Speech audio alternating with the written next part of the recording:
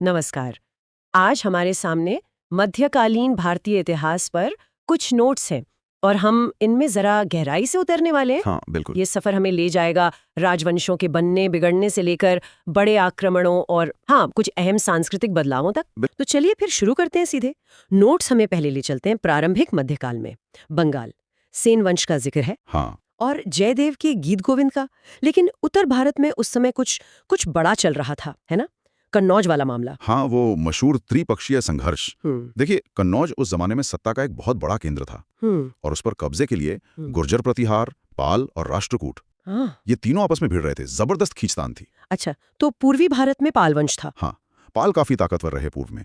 संस्थापक गोपाल थे और उनके बेटे धर्मपाल। उन्होंने तो विक्रमशिला जैसा मशहूर विश्वविद्यालय भी बनवाया। बहुत बड़ा काम था वो। और पश्चिम में वहां गुर्जर प्रतिहार थे। बिल्कुल, गुर्जर प्रतिहार, संस्थापक नागभट्ट प्रथम, फिर मिहिरभोज जैसे शासक हुए। कन्नौज को राजधानी भी बनाया उन्होंने। लेकिन दिलचस्प बात यह है, जैसा नोट्स में भी है, कि जब ये बड़ी ताकतें कमजोर हुई तो कई छोटे छोटे राजपूत राज्यों का उदय हुआ। बिल्कुल, और यहीं से हमें वो पैटर्न दिखता है, एक बड़ी ताकत का बिखराव और फिर क्षेत्रीय शक्तियों का उभरना। ये बार बार हुआ है। जैसे बुंदेलखंड के चंदेल। हाँ, खजुराहों के मंदिर तो सब जानते हैं, है ना? वो इन्हीं की देन है। हाँ, अद्भुत हैं वो मंदिर। या फिर अजमेर के चहामान, मतलब चौहान, पृथ्वीराज तृतीय सबसे मशहूर हुए। पृथ्वीराज रासो वाले। हाँ, वही चंदबरदाई वाली पृथ्वीराज रासो। फिर दिल्ली के तोमर, मालवा के परमार, कन्नौज के गहड़वान, जयचंद जिसे गौरी ने हराया था। हाँ, चंदावर की लड़ाई में। तो ये वो दौर था जब उत्तर भारत का राजनीतिक नक्शा काफी, कह सकते हैं कि बदल रहा था, काफी हलचल थी। और इसी समय दक्कन में राष्ट्रकूट भी थे।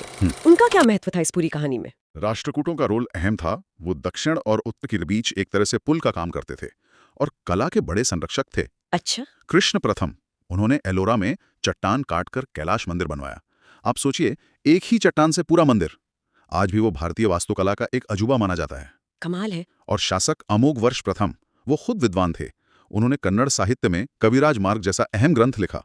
तो ये दिखाता है कि सत्ता के साथ साथ संस्कृति भी खूब फल फूल रही थी। चलिए अब थोड़ा और दक्षिण की तरफ चलते हैं। चोल राजवंश, इनका नाम तो बहुत बड़ा है। नोट्स में इनकी स्थानीय स्वशासन प्रणाली का जिक्र है। ये क्या चीज थी, जरा समझाएंगे? हाँ, चोलों की ये सबसे बड़ी देन मानी जाती है। उनके अभिलेखों से, खासकर वो उत्तरा मेरूर अभिलेख है, हाँ, सुना है। उससे पता चलता है कि गांव में उर और सभा जैसी समितियां होती थीं। उर आम लोगों की, सभा ब्राह्मणों की। ये समितियां अपना कामकाज काफी हद तक खुद देखती थीं। टैक्स इकट्ठा करना, न्याय करना, पानी का इंतजाम देखना। मतलब एक तरह का डिसेंट्रलाइज्ड गवर्नेंस उस जमाने में। बिल्कुल, उस जमाने के लिहाज से ये काफी उन्नत व्यवस्था थी, बहुत प्रभावशाली। और इनके राजा भी काफी महत्वाकांक्षी लगते हैं। राजराजा प्रथम, तंजावुर का वो विशाल बृहदेश्वर मंदिर। हाँ, राजराजेश्वर मंदिर भी कहते हैं। जबरदस्त इंजीनियरिंग का कमाल है वो। और उनके बेटे राजेंद्र प्रथम, नोट्स में लिखा है, गंगईकोंडा की उपाधि ली और नौसेना लेकर दक्षिण पूर्व एशिया तक पहुंच गए। ये तो हाँ, राजेंद्र प्रथम ने तो चोल शक्ति को शिखर पर पहुंचा दिया था। उनका गंगा घाटी तक अभियान चलाना और फिर श्रीविजय साम्राज्य, जो आज के इंडोनेशिया मलेशिया के पास था, उसके खिलाफ नौसैनिक अभियान भेजना। ये दिखाता है कि चोल सिर्फ जमीनी ताकत नहीं थे, वो एक बड़ी समुद्री शक्ति भी बन चुके थे। और कला में भी उनका नाम है। वो कांस्य की नटराज मूर्तियां। बिल्कुल, चोल कांस्य मूर्तियां, खासकर नटराज की, वो लुप्त मोम तकनीक या लॉस्ट वैक्स टेक्निक से बनती थीं। आज भी दुनिया भर में मशहूर हैं, कला का बेहतरीन नमूना। लेकिन चोलों के बाद क्या हुआ? क्या फिर वही कहानी दोहराई गई, क्षेत्रीय शक्तियों का उदय? हाँ, बिल्कुल, इतिहास का पहिया घूमता रहता है। चोलों के पतन के बाद पांडे फिर से उभरे मदुरै में। फिर होयसल थे द्वार समुद्र में। उनके मंदिर सितारे के आकार के होते थे, बड़ी खास पहचान है उनकी। हाँ, वो होयसलेश्वर मंदिर वगैरह। सही। फिर वारंगल के काकतीय, जिनके राज में वो मार्को पोलो आया था, और देवगिरी के यादव। तो दक्षिण भारत का अपना एक अलग ही राजनीतिक और सांस्कृतिक विकास चल रहा था। पर अब उत्तर से एक नई ताकत दस्तक देने वाली थी, यानी विदेशी आक्रमण। नोट्स में सबसे पहले जिक्र है मोहम्मद बिन कासिम का सिंध पर आक्रमण 712 ईस्वी और जजिया कर की शुरुआत। हाँ, ये भारत पर पहला सफल अरब आक्रमण माना जाता है, लेकिन इसका असर काफी हद तक सिंध तक ही सीमित रहा। असली बड़ा बदलाव आया लगभग 300 साल बाद तुर्की आक्रमणों से। महमूद गजनवी। हाँ, पहले महमूद गजनवी, उसने भारत पर कहते हैं 17 बार हमले किए। सोमनाथ मंदिर को लूटना उसका सबसे कुख्यात हमला था। उसके साथ अलबरूनी भी आया था ना, जिसने किताबुल हिंद लिखी। बिल्कुल, अलबरूनी एक बड़ा विद्वान था। उसकी किताब उस समय के भारत को समझने के लिए आज भी एक बहुत अहम स्रोत है। फिरदौसी भी था, जिसने शाहनामा लिखा। और गजनवी के बाद आया मोहम्मद गोरी, तराइन की लड़ाई, पृथ्वीराज चौहान। हाँ, तराइन की पहली लड़ाई 1191 में गोरी हार गया था पृथ्वीराज चौहान से, लेकिन अगले ही साल 1192 में तराइन की दूसरी लड़ाई में वो जीत गया और ये जीत बहुत निर्णायक साबित हुई। यहीं से दिल्ली सल्तनत की जमीन तैयार हुई। सही कहा आपने।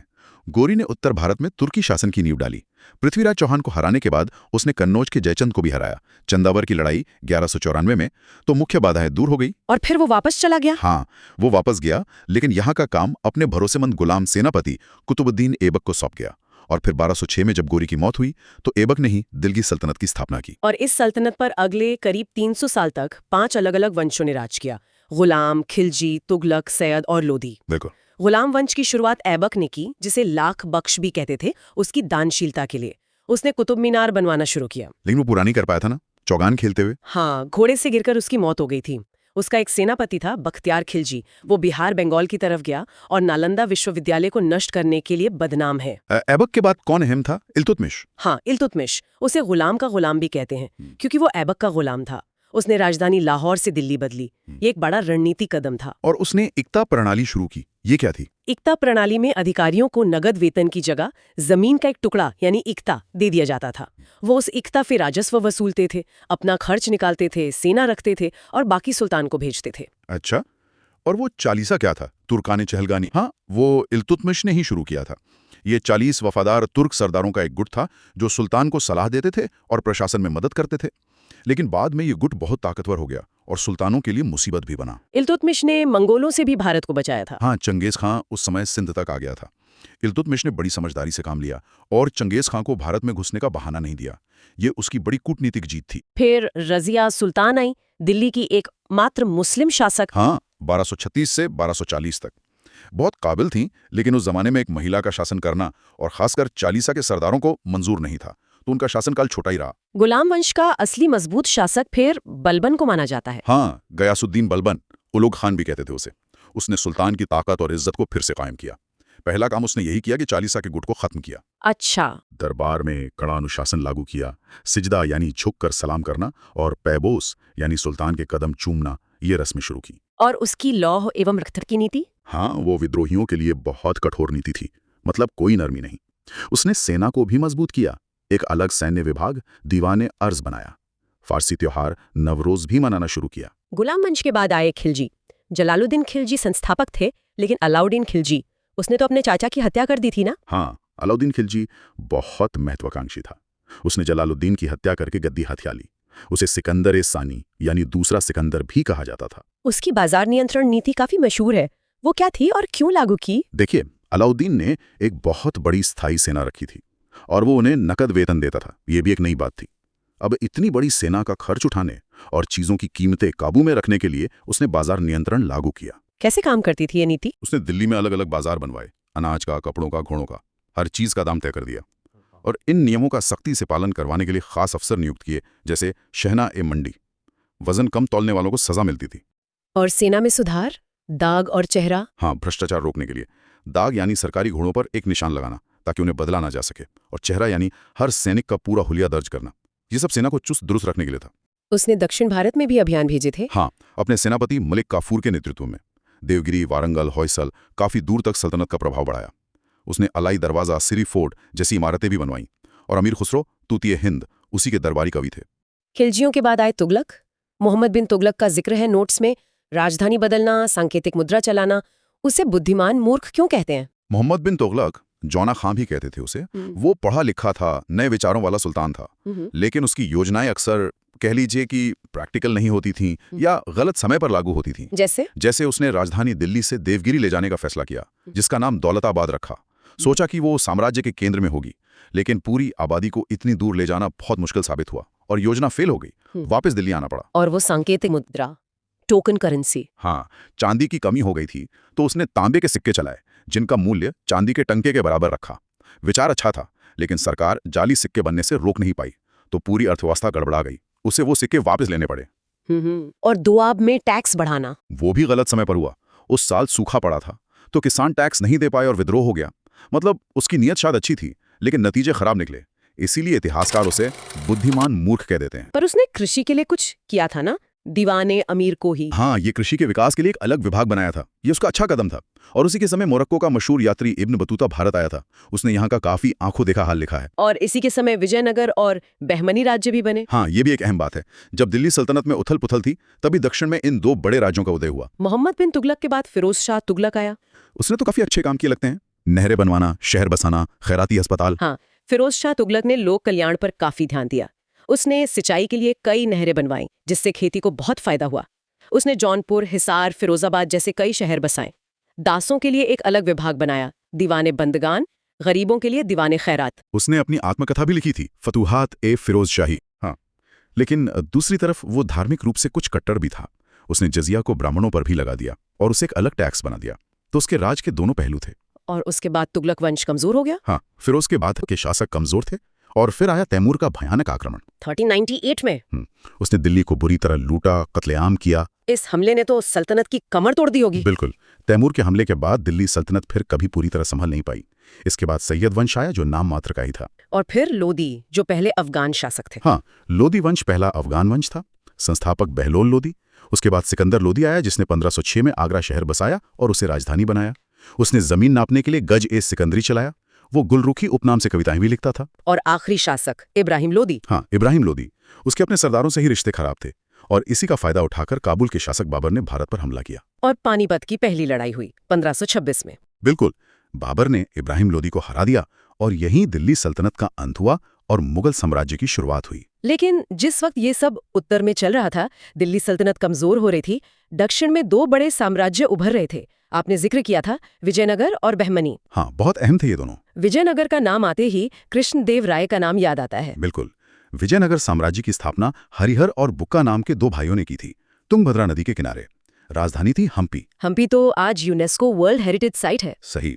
कृष्णदेव राय, जो तुलु वंश के थे, वो विजयनगर के सबसे महान शासक माने जाते हैं। वो खुद बड़े विद्वान थे।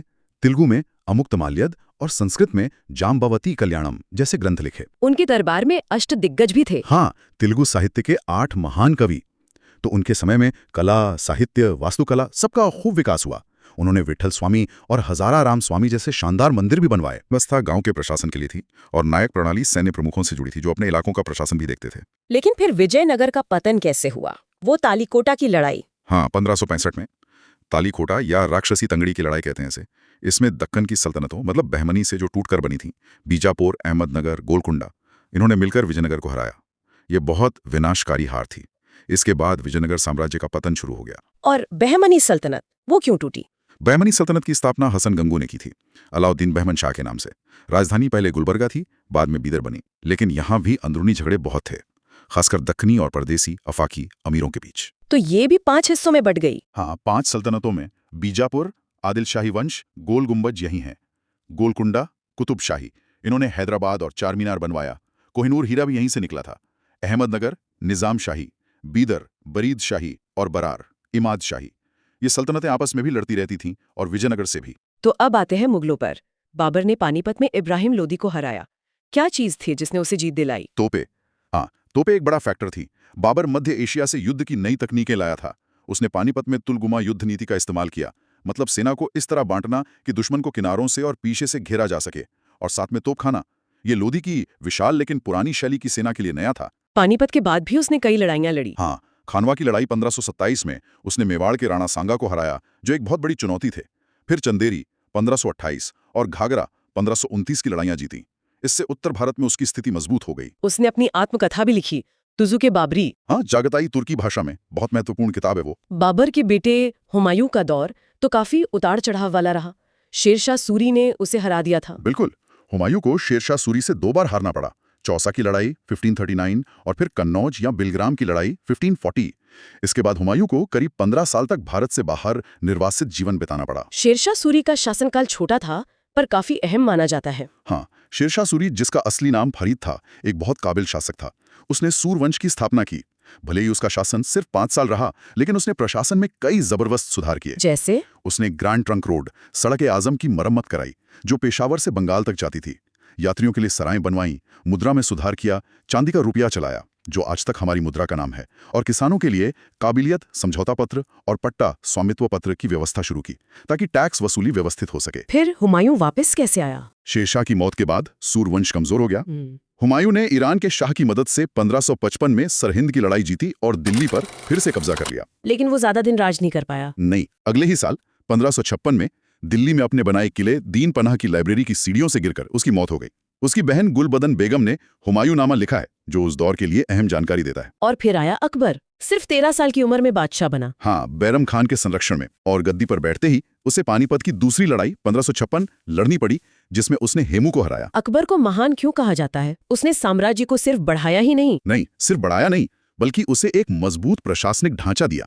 उसने मनसबदारी व्यवस्था शुरू की। ये एक तरह की रैंक प्रणाली थी जो सेना और नागरिक प्रशासन दोनों में अधिकारियों का पद, जात और उनके घुड़सवारों की संख्या सवार तय करती थी। इसी के आधार पर उनका वेतन और जिम्मेदारी तय होती थी। और भू राजस्व के ये वो जब्ती या दहसाला प्रणाली। हाँ, ये राजा टोडरमल की देन थी।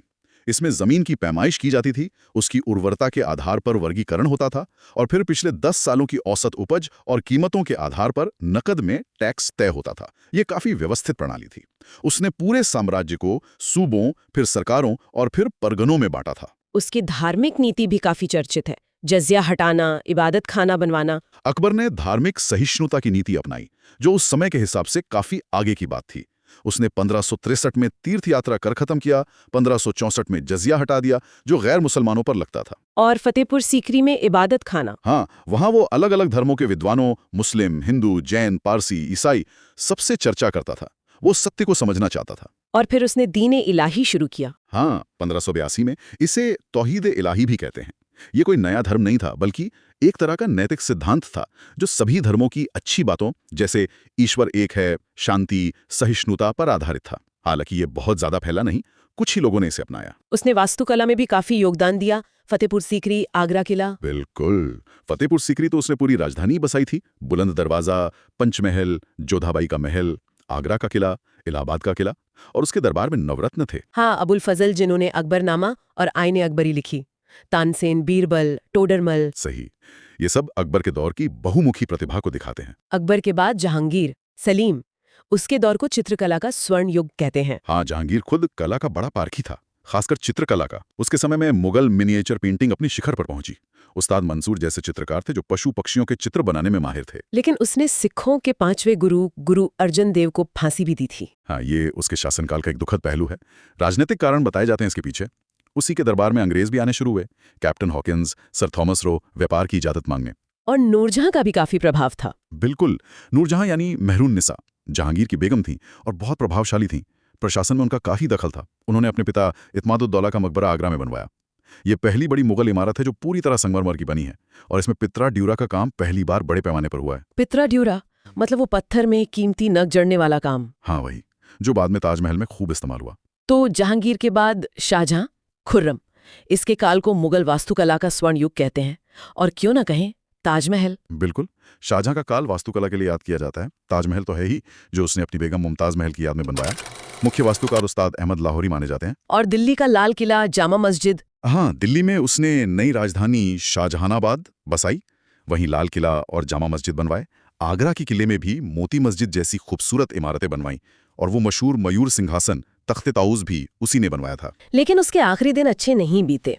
बेटों में उत्तराधिकार का युद्ध छिड़ गया था। हाँ, दारा शिको, शुजा, मुराद और औरंगजेब, चारों पेटों में गद्दी की लड़ाई हुई। दारा शिको उदार विचारों का था, लेकिन औरंगजेब ज्यादा चालाक और सैन्य रूप से कुशल निकला। उसने अपने भाइयों को हराया और पिता शाहजहां को आगरा के किले में कैद कर दिया। और फिर औरंगजेब बादशाह बना, आलमगीर की उपाधि ली। हाँ, 1658 से 1707 तक करीब 50 साल राज किया उसने साम्राज्य को दक्षिण में बहुत फैलाया। बीजापुर 1686 और गोलकोंडा 1687 को जीतकर मुगल साम्राज्य में मिला लिया। ये उसका सबसे बड़ा विस्तार था। लेकिन उसकी नीतियां अकबर से काफी अलग थीं। उसे कट्टर माना जाता है। पर पाबंदी लगा दी। हालांकि वो खुद वीणा बजाता था। उसने 9वें सिख गुरु तेग बहादुर को इस्लाम कबूल न करने पर फांसी दे दी। शिवाजी महाराज को भी उसने कैद किया था, हालांकि शिवाजी भाग निकले थे। उसने बीबी का मकबरा भी बनवाया था औरंगाबाद में। हाँ, अपनी बेगम की याद में। उसे दक्षिण का ताजमहल या ताजमहल की फुअड़ नकल भी कह देते हैं। उसकी वास्तुकला उतनी भव्य नहीं है। तो औरंगजेब की नीतियों और दक्षिण में इतने लंबे युद्धों का क्या असर हुआ साम्राज्य पर? असर अच्छा नहीं हुआ। उसकी कट्टर नीतियों से कई जगह विद्रोह हुए, जाटों के, सिखों के, मराठों के, और दक्षिण में इतने लंबे समय तक युद्ध लड़ने से शाही खजाना खाली हो गया, प्रशासन कमजोर हो गया। उसकी मौत 1707 के बाद मुगल साम्राज्य का पतन बहुत तेजी से हुआ। और इसी बिखराव के दौर में मराठा शक्ति का उदय हुआ, शिवाजी महाराज। बिल्कुल, औरंगजेब के समय ही शिवाजी ने पश्चिम भारत में एक स्वतंत्र मराठा साम्राज्य की नींव डाल दी थी। उनका जन्म शिवनेरी किले में हुआ था। पिता शाहजी भोंसले, माता जीजाबाई, गुरु रामदास का उन पर प्रभाव था। उन्होंने मुगलों को कड़ी टक्कर दी। हाँ, उन्होंने मुगलों और बीजापुर की आदिलशाही सल्तनत दोनों को चुनौती दी। कई किले जीते, सूरत को लूटा। मुगलों से पुरंदर की संधि 1665 भी हुई, जिसके तहत उन्हें कुछ किले देने पड़े और आगरा जाना पड़ा, जहां औरंगजेब ने उन्हें कैद कर लिया। लेकिन वो भाग निकले थे वहां से। हाँ, बड़ी चतुराई से वापस आकर उन्होंने फिर से अपनी शक्ति जमाई और 1674 में रायगढ़ में अपना राज्याभिषेक करवाया, छत्रपति की उपाधि ली। उन्होंने प्रशासन के लिए अष्टप्रधान बनाए थे। हाँ, ये 8 मंत्रियों की एक परिषद थी जो प्रशासन के अलग अलग काम देखती थी। इसमें पेशवा यानी प्रधानमंत्री सबसे प्रमुख था, फिर अमात्य, वित्त मंत्री, सचिव, पत्राचार, सुमंत, विदेश मंत्री, सेनापति वगैरह थे। और चौथ और सरदेशमुखी ये क्या थे? ये टैक्स थे जो शिवाजी अपने राज्य के बाहर के पड़ोसी इलाकों से वसूलते थे। चौथ उपज का 1/4 हिस्सा होता था जो उन इलाकों पर हमला न करने के बदले लिया जाता था। सरदेशमुखी 10% अतिरिक्त टैक्स था जो शिवाजी उस इलाके के वंशानुगत सरदेशमुख मुख्य मुखिया होने के नाते वसूलते थे। इससे उनकी सेना का खर्च चलता था। शिवाजी के बाद उनके उत्तराधिकारियों के समय पेशवा ज्यादा ताकतवर हो गए। हाँ, शिवाजी के बेटे संभाजी को औरंगजेब ने पकड़कर मरवा दिया था। फिर राजाराम और उनकी पत्नी ताराबाई ने संघर्ष जारी रखा। बाद में शाहू के समय से पेशवाओं की शक्ति बढ़ने लगी। बालाजी विश्वनाथ पहले शक्तिशाली पेशवा बने जिन्होंने पेशवा पद को लगभग वंशानुगत बना दिया। और फिर बाजीराव प्रथम, उन्हें महानतम पेशवा कहा जाता है। हाँ, बाजीराव प्रथम 1720-1740 बहुत ही योग्य और लड़ाकू पेशवा थे। उन्होंने मराठा शक्ति का उत्तर भारत में जबरदस्त विस्तार किया, हिंदू पद पादशाही का नारा दिया। उन्होंने ही राजधानी सतारा से पुणे स्थानांतरित की। और उनके बेटे बालाजी बाजीराव, नाना साहेब। हाँ, उनके समय में मराठा शक्ति अपनी चरम पर पहुंची, दिल्ली तक उनका प्रभाव था। लेकिन उन्हीं के समय 1761 में पानीपत की तीसरी लड़ाई हुई, अहमद शाह अब्दाली के खिलाफ। हाँ, इस लड़ाई में मराठों की बहुत बुरी हार हुई, कई बड़े सरदार मारे गए। ये मराठा साम्राज्य के विस्तार के लिए एक बहुत बड़ा झटका था।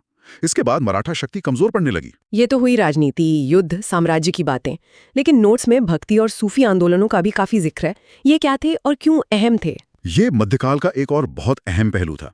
ये सिर्फ राजा महाराजाओं का दौर नहीं था, आम लोगों के जीवन में भी बड़े बदलाव आ रहे थे। भक्ति और सूफी आंदोलन ऐसे ही धार्मिक और सामाजिक आंदोलन थे जिन्होंने आम लोगों पर गहरा असर डाला। भक्ति आंदोलन मतलब ईश्वर की भक्ति। हाँ, ईश्वर के प्रति गहरा प्रेम और समर्पण। इसमें कर्मकांडों की जगह सीधी भक्ति पर जोर था।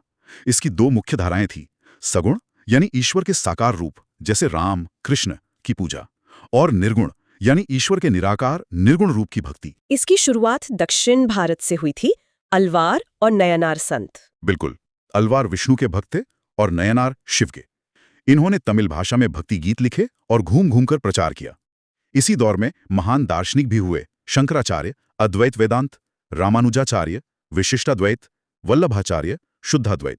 इन्होंने भक्ति को दार्शनिक आधार दिया। और उत्तर भारत में कबीर, नानक, मीराबाई, सूरदास, तुलसीदास, ये सब इसी आंदोलन से जुड़े थे। हाँ, ये सब उत्तर भारत में भक्ति आंदोलन की प्रमुख आवाजें थीं।